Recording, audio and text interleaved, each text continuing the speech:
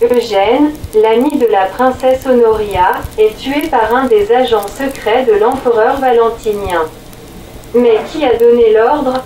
Honoria savait que dans un tel cas de meurtre sans jugement, on donne à l'agent un ordre écrit, pour qu'il soit protégé ensuite contre toute poursuite judiciaire. Essius et Valentinien ont entouré cette affaire d'un brouillard épais. Ils ont dit que la princesse était soupçonnée de la préparation d'un coup d'État avec Eugène.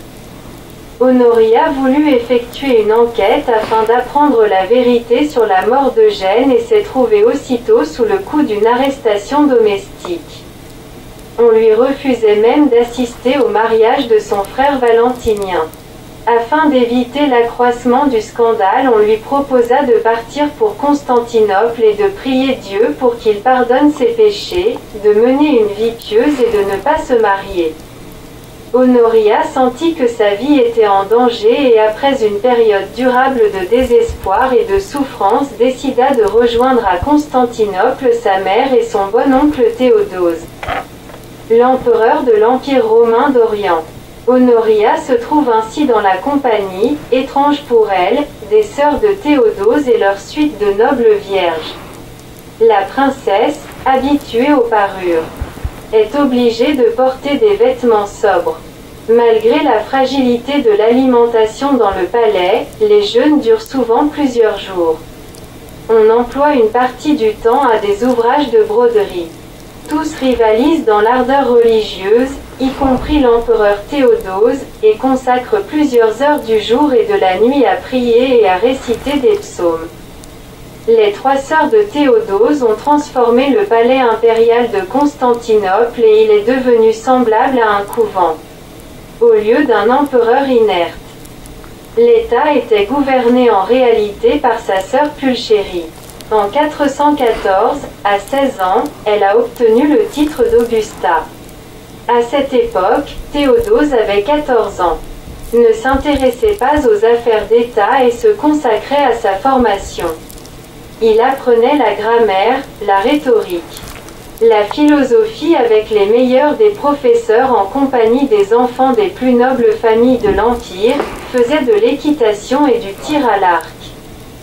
Théodose apprenait toutes les finesses du cérémonial de cour, tâchait de se comporter avec la grandeur convenant à un empereur romain. Pulchérie et ses deux sœurs dédièrent à Dieu leur virginité. Ce vœu solennel fut inscrit sur des tablettes d'or ornées par des pierres précieuses dont elles firent offrande à la cathédrale de la capitale.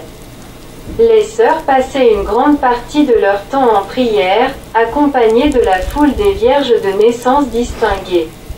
L'entrée du palais était interdite aux hommes, excepté les prêtres, les professeurs, les gardes et de rares employés. Cela n'a cependant pas empêché Pulchérie de se marier ensuite avec le général Martien qui s'est engagé à ne se servir d'aucun droit du mari. Cette décision ne peut être expliquée que par la soif du pouvoir.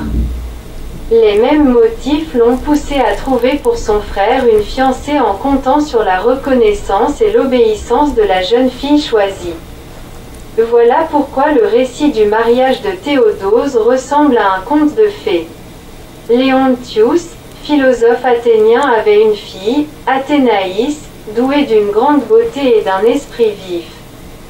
Élevée dans la religion traditionnelle grecque. Elle avait une chevelure dorée, de grands yeux, un teint éblouissant, des manières élégantes et avait reçu une belle formation. Son père léguait presque toute sa fortune à ses deux fils, en laissant seulement 100 pièces d'or à sa fille. Il pensait qu'elle n'y perdrait pas avec sa beauté, son esprit et sa formation. Les frères refusèrent à Athénaïs leur soutien et la jeune fille fut obligée de se jeter aux pieds de l'Augusta dans l'espoir d'obtenir justice ou une faveur. Après quelques conversations avec cette jeune fille exceptionnelle, Pulchérie décida qu'elle méritait l'attention de Théodose, qui avait alors 20 ans. À l'occasion du mariage impérial, on organisa de grandes fêtes et des fêtes populaires dans la capitale et les provinces. Athénaïs fut baptisée et reçut le nom de Doxie. Au bout d'une année, elle accoucha d'une fille. appelée elle aussi Eudoxie comme sa mère qui reçut à cette occasion le titre d'Augusta. La nouvelle impératrice soulignait sa ferveur religieuse et continuait à développer les talents qui avaient contribué à son élévation. Elle créa les versions poétiques des 8 premiers livres de l'Ancien Testament et d'autres œuvres religieuses, écrit un panégyrique des victoires de Théodose sur les Perses. Le jeune empereur était ravi des œuvres de sa femme. Il aimait, lui aussi, écrire et dessiner, recopier les vieux livres, était un bon calligraphe et travaillait souvent même pendant la nuit. Les victoires des armées de Théodose dans la courte guerre contre les Perses étaient fortement exagérées. On racontait, par exemple, qu'une armée de 100 000 guerriers qui, frappés de terreur, se jeta dans les ondes de l'Euphrate. Bientôt, une paix de 100 ans fut signée. Les Perses furent étonnés par la conduite de l'évêque de la ville d'Amida, qui déclarant que Dieu ne mange ni boit, n'a donc pas besoin des vases d'or des églises.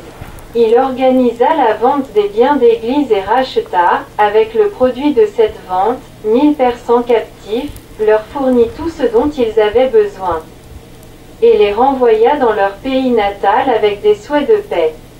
Eudoxie pardonna à ses frères et les éleva au rang de consul et de préfet. Pulchérie sentait qu'Eudoxie commençait à prendre trop de pouvoir.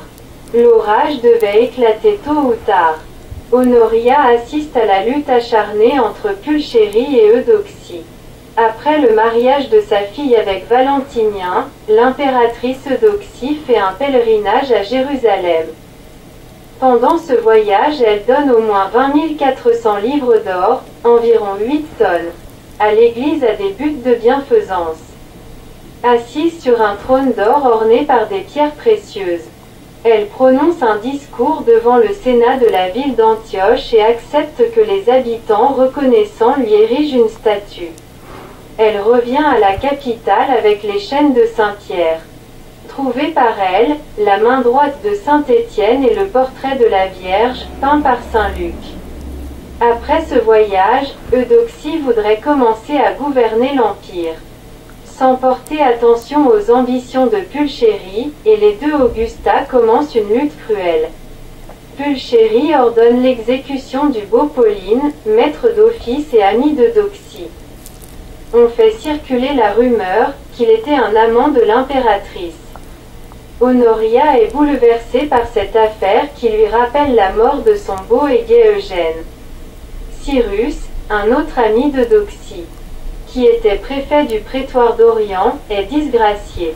Ainsi Pulchérie réussit à refroidir les sentiments de son frère envers Eudoxie, belle et talentueuse, mais trop ambitieuse. Honoria rêvait de gens honnêtes et courageux, directs comme elle. Elle souffrait dans cette atmosphère de meurtre, d'intrigue et d'hypocrisie. Elle tentait de parler avec sa mère. Mais Galla Placidia était entièrement absorbée par les intrigues contre le perfide Decius, si puissant grâce au soutien des Huns. Elle entendait tout le temps parler des Huns.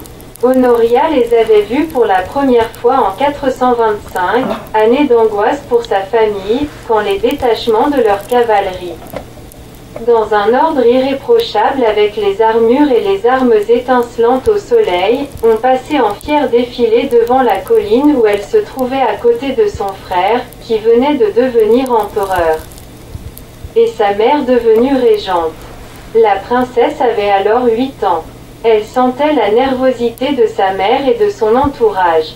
C'était Essius qui commandait ce défilé. Il venait ensuite à Ravenne, toujours accompagné de ses officiers et des gardes Huns. On parlait beaucoup du passage de l'ambassadeur Oreste au service d'Attila. Alors Honoria comprit que les Huns ne sont que des hommes braves et courageux, mais que leur roi mène une grande politique. Comme tout le monde, Honoria était éblouie par la nouvelle de la trouvaille par Attila de l'épée d'or de la victoire. Elle comprend qu'Attila est aussi un empereur au même titre que les empereurs romains. qu'il n'est pas faible et sans caractère comme son bon oncle Théodose, mais, tout au contraire, qu'il a des projets intéressants et la volonté de les réaliser. Honoria n'attendait pas de son oncle un héroïsme militaire ou de l'art stratégique. C'était un bon juriste, un grand codificateur du droit romain. Mais il n'utilisait même pas cette compétence pour la gestion de son pays. L'Empire était dirigé par 2 Augusta en lutte et les grands eunuques. Honoria voyait que la cour de Constantinople copiait les mœurs de la cour persane, étrangère à elle. Par exemple, les eunuques ne jouaient pas un grand rôle à Ravenne, tandis qu'à Constantinople. Ils étaient organisés en puissantes corporations selon le modèle persan. Il leur était facile de trouver une entente avec Pulchérie qui limitait l'accès au palais des hommes. Honoria voit dans son rêve Attila sur un cheval blanc avec une épée d'or. Elle n'était pas depuis longtemps avec un homme. Et elle veut tellement aimer un vrai homme. Mais Attila est, quand même, un barbare. Eh bien, quoi alors? En effet, sa mère Galla Placidia était mariée au roi barbare Ataulf. Mais elle a fait cela dans les intérêts de Rome. Le noble Oreste est passé au service d'Attila. D'après lui, aussi dans les intérêts de Rome, mais si elle, Honoria, se mariait avec Attila, elle ferait pour Rome beaucoup plus. Ataulf était un petit chef en comparaison de l'empereur Attila derrière lequel suit la foule des rois. Alors cesseront les intrigues du perfide Decius. Rome recevra la cavalerie invincible et les frontières de l'empire romano-eunique s'étendront jusqu'à la Chine. Mais Attila aime beaucoup Kerka. On dit qu'elle est très belle et très intelligente. Devenir la deuxième femme, elle, princesse romaine, qui était Augusta et avait donc avec son frère Valentinien presque les mêmes droits sur l'Empire romain d'Occident. Non, Honoria ne peut être que la première.